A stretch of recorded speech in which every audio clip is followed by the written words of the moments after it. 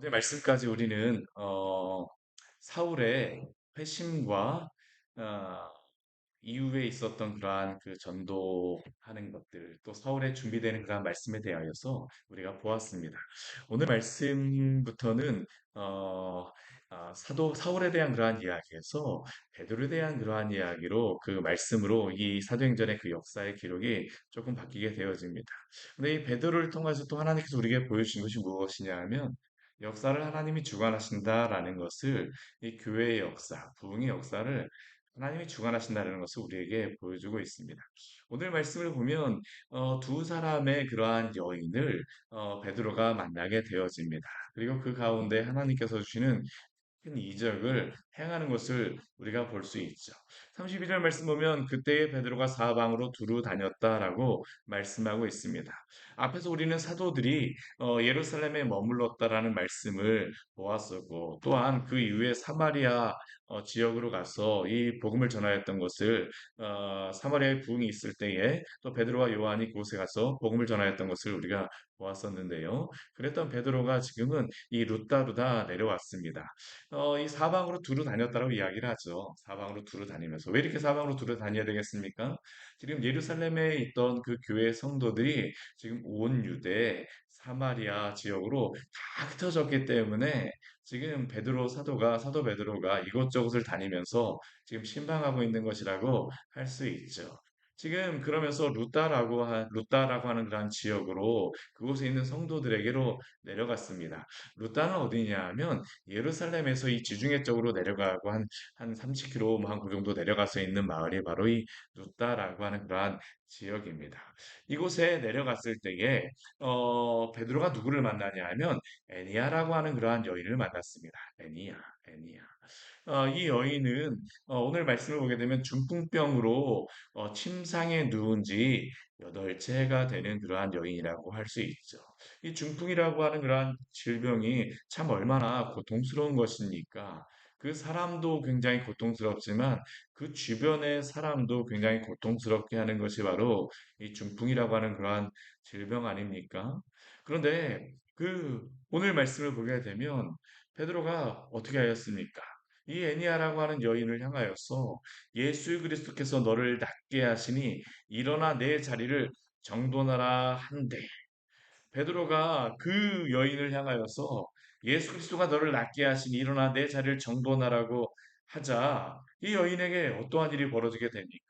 그 여인이 곧 일어나서 바로 베드로의 말씀과 같이 그 병이 낫게 되어지는 그러한 일들이 있게 되어지죠.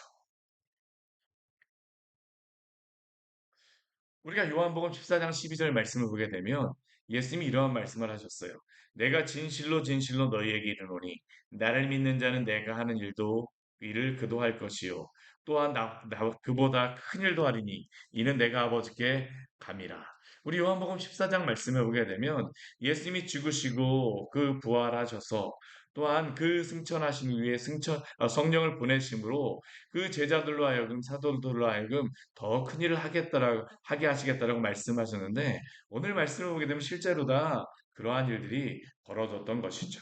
베드로가 예수님께서 중풍병자를 고치셨던 것 같이 베드로도 이러한 놀라운 이적을 행하게 되었습니다. 그러나 이 베드로의 힘과 능력으로 한 것은 아닙니다. 주님께서 힘을 주심으로 이렇게 고치게 되어지죠. 그리고 나서 그 결과 일어났던 일이 무엇입니까? 우리 35절 말씀을 같이 한번 읽어보도록 하겠습니다. 루다와 사론에 사는 사람들이 다 그를 보고 주께로 돌아오니라.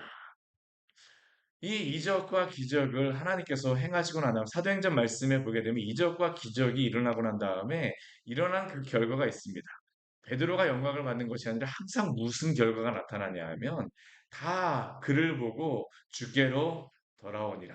이적과 기적을 통하여서 주님께서는 그 많은 그러한 영혼들을 주께로 돌아오는 그러한 도구로 삼으시는 것이죠.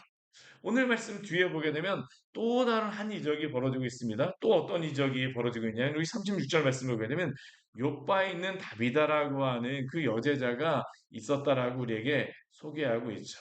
오늘 말씀 보면 두 여인을 만나는 것입니다. 베드로가. 이 요파라고 하는 지역은 아까 보았던 우리 루따라고 하는 지역에서 그렇게 멀리 떨어져 있는 지역이 아닙니다. 이 지중해 근방에 있는 그 주변에 있는 그러한 지역이에요.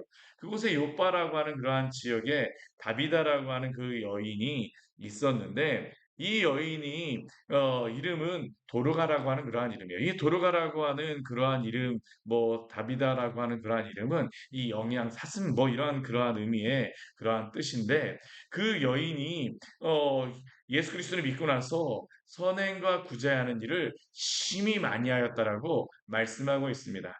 그러니까 이 다비다라고 하는 여인, 이 도르가라고 하는 여인은 교회를 섬기기에 참 충성하였던 그러한 여인이죠.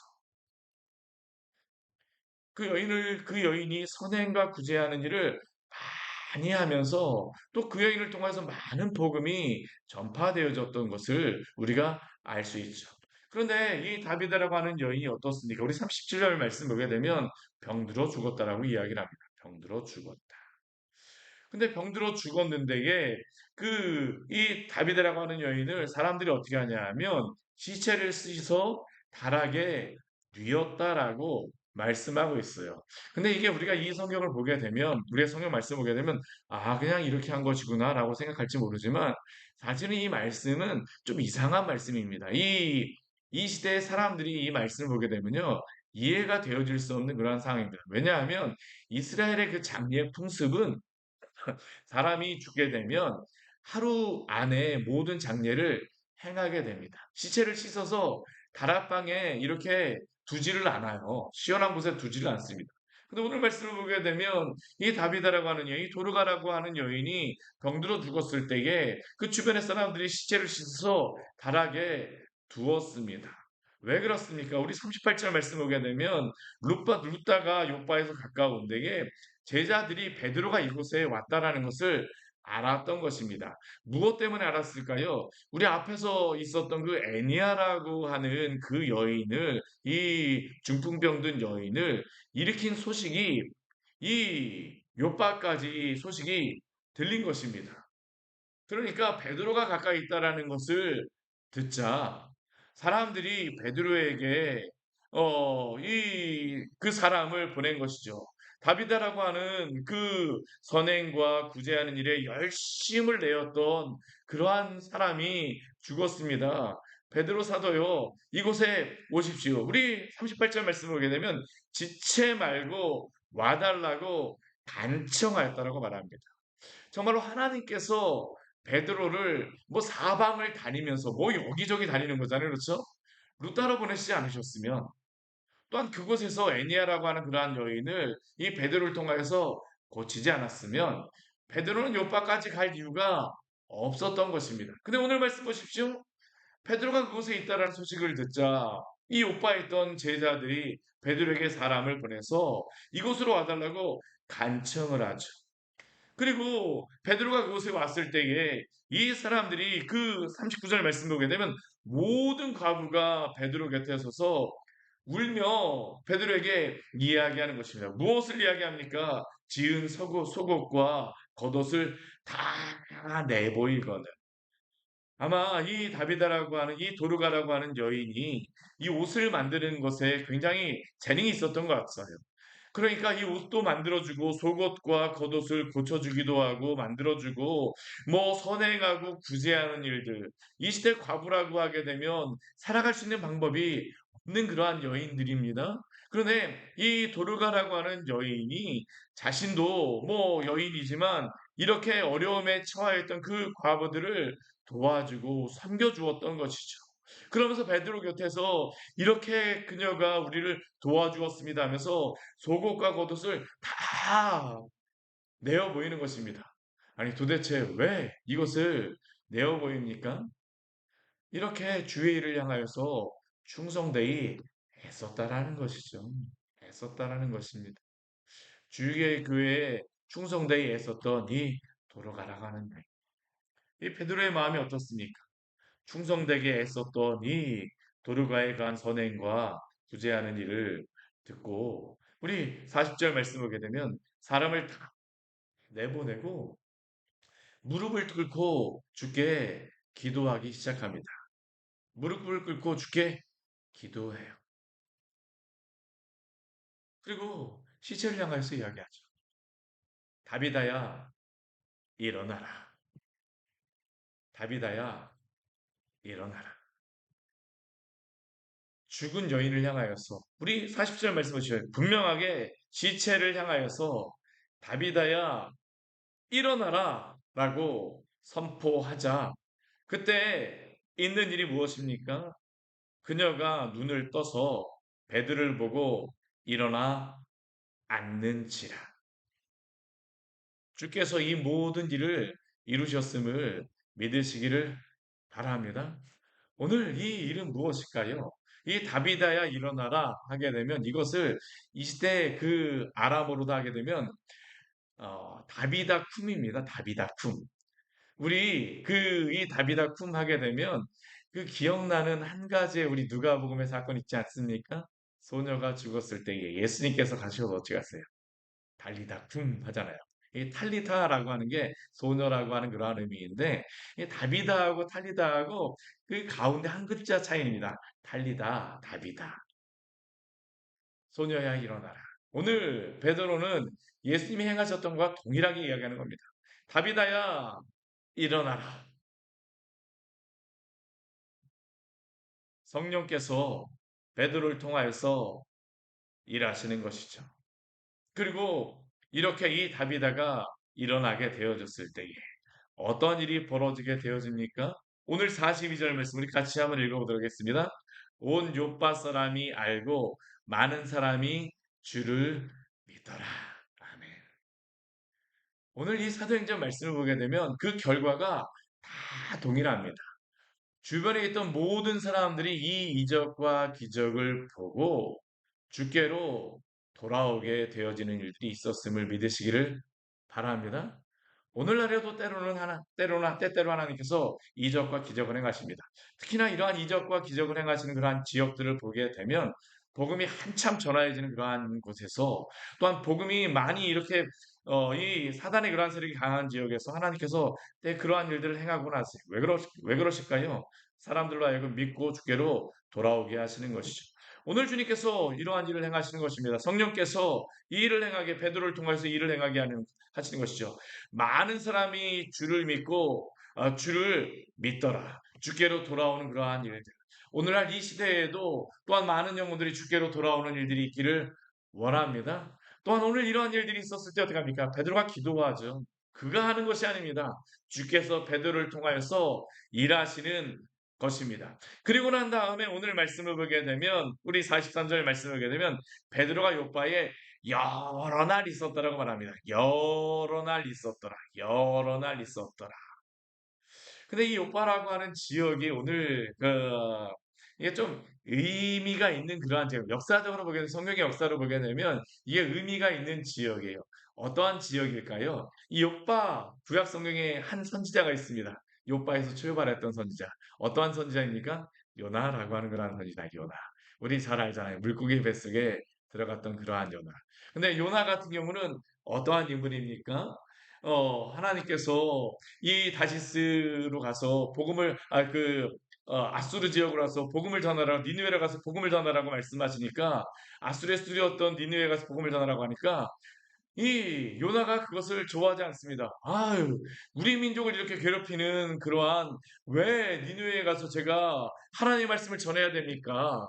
만약 그곳에 가서 복음을 전하게 되면 그들이 예수를 믿고 그들이 하나님을 믿고 회개하고 돌아오면 어떻게 합니까? 이 요나는 하나님의 말씀에 순종하지 않았습니다. 그래서 어디로 갑니까? 배를 타고 다시스로 출발하게 되죠. 그 출발했던 지역이 어디냐? 바로 이 요바입니다. 제가 이스라엘 갔을 때 요바에 가서 그래서 보게 되면 무엇이냐면 요바 시내 그 중심부에 무엇이냐면 큰 고래 모양이 있더라고요. 고래 모양. 야, 도대체 왜 고래가 있나? 처음에 제가 거기 가서는 왜 있나라고 생각했었는데 나중에 알고 보니까 그게 제가 곰곰이 생각을 해보니까 요바에서 요나가 출발했던 것입니다. 근데 이 요바에는 더 중요한 인물이 있었죠. 누구입니까? 이 베드로라고 하는 인물입니다. 베드로라고 하는 인물. 요나는 하나님의 말씀에 불순종하여서 떠나게 되었지만 이 요나 같은 경우, 이 베드로 같은 경우는 어떻습니까? 하나님의 그 말씀에 순종하여서 이 요바에 머물게 하신 줄 믿으시기를 바랍니다.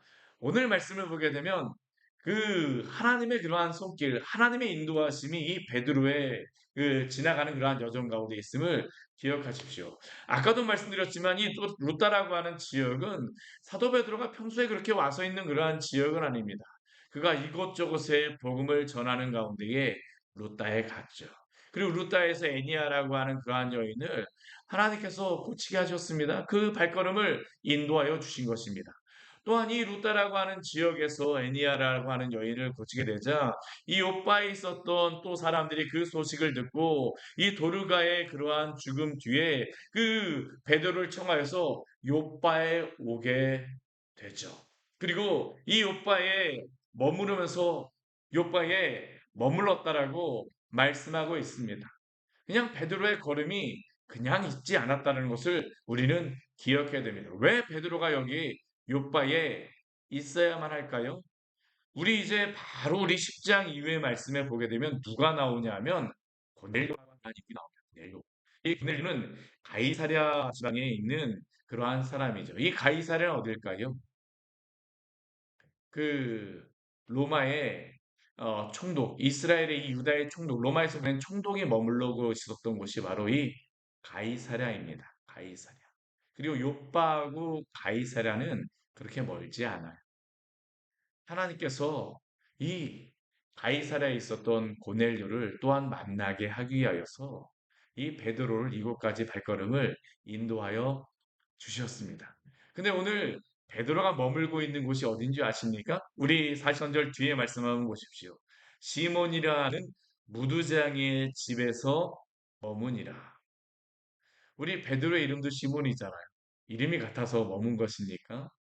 근데 저는 여기에 보게 되면 더 중요한 이유가 있다고 생각을 해요. 여기에 보면 무두장이잖아요, 무두장이. 이 무두장이라고 하는 직업이 무엇입니까? 가죽공예 하는 사람입니다. 가죽공예. 사실 이 가죽공예라고 하는 그러한 사람은 이스라엘에서 천대받는 그러한 직업의 사람이라고 할 수 있어요. 왜 그렇습니까? 죽은 사체를 만지는 그러한 사람이기 때문입니다. 평소 같으면 베드로가 이 집에 가서 머무를 이유가 없었던 것이죠. 천대받는 직업. 그런데 이 시몬이라고 하는 무두장이, 아마 이 시몬이라고 하는 무두장이가 신앙심이 깊었던 것 같습니다. 그러다 보니 베드로가 이 가죽공예하는 사람의 집에 있었던 것이죠. 이스라엘 사람들의 평소에 그러한 생활 습관으로 한다면 베드로가 여기에 머물 이유가 없었던 것이에요. 그런데 아까도 루다에 가, 요바요. 또 시몬이라고 하는 무두장의 집이 이곳에 가까이 있다 보니까 베드로가 이 집에 가서 머물게 되어졌어요. 근데 이 무두장이라고 하는 사람은 아까도 제가 방금 전에도 말씀드렸지만 사람들에게 별로 환영받지 못하는 직업입니다. 근데 이제 곧 베드로가 만날 이제 고넬료라고 하는 사람은 어떤 사람입니까? 이방인입니다. 같이 식사도 하지 않아요. 근데 오늘 베드로가 고넬료를 만나기 전에 누구의 집에서 머무릅니까? 무두장이의 집에서 머뭅니다. 무두장이의 집. 하나님께서 한순간 한순간 모든 순간을 통하여서 하나님이 인도하시는 것이죠. 그리고 이 고넬료를 만남으로 말미암아 이후에 어떤 일이 벌어지게 되냐면 온 이방 백성에게 복음이 전파되어지는 단초가 되어지는 게 바로 이 고넬료라고 하는 인물입니다. 우리가 여기에서 보아야 될 것은 무엇일까요? 하나님이 한순간 한순간 그 모든 사도들의 발걸음 또한 그 모든 순간을 인도하셨음을 기억하시기를 바랍니다. 오늘 하루도 주께서 또한 주의 성도들의 발걸음을 인도하여 주실 줄 믿습니다. 하나님의 그 주권과 섭리를 믿고 오늘 주님 저의 작은 발걸음이라 할지라도 주님과 동행하는 그러한 발걸음으로 또한 사용하여 주시옵소서. 주의 복음의 통로로 사용하여 주시옵소서. 같이 기도하도록 하겠습니다. 하나님 아버지 오늘 말씀을 통하여서 우리에게 귀한 은혜를 주니 감사를 드립니다. 많은 이적과 기적을 통하여서 이 초대교회 시대 사람들이 또한 많은 위로를 받았고 또한 많은 자들이 주 예수 그리스도를 믿게 되었습니다. 주께서 예루살렘에 흩어진 사람들에게 위로하여 주시고 또한 주께서 붙들어 주심을 이 많은 이적을 통하여서 보여주시고 또한 당신의 교회를 여러 박해 가운데에서도 흥왕하게 하시는 것인 것을 하나님 아버지 우리로 하여금 보게 하여 주시니 감사를 드립니다. 주님, 당신의 교회, 광교의 지역에 세워주셨습니다. 주님, 이 지역에도 하나님의 주님을 알지 못하는 많은 영혼들이 있는데 그들에게 하나님의 주 예수 그리스도를 믿는 이적이 일어날 수 있도록 죽은 자가 살아나는 이 놀라운 일이 일어날 수 있도록 주님, 당신께서 역사하여 주시옵소서. 또한 그 모든 일에 저희를 사용하여 주시고 베드로의 발걸음을 하나님 아버지 한순간 한순간 인도하심으로 주의 교회를 또한 역사를 주관하시는 하나님을 또한 오늘 말씀을 통하여 우리에게 보게 하여 주셨사오니 오늘 하나님 아버지 우리가 내딛는 발걸음 우리가 행하는 그러한 모든 일 가운데에서도 하나님의 또한 뜻과 섭리가 있음을 믿고 또한 기쁨으로 오늘 주님께 순종하며 살아갈 수 있는 귀한 성도들 될 수 있도록 주여 도우시고 인도하여 주시옵소서. 저희의 모든 삶은 당신의 것입니다. 주께서 인도하여 주십시오. 예수님 이름으로 기도드립니다. 아멘. 오늘 말씀 같이 기억하시면서 기도하며 나아가겠습니다.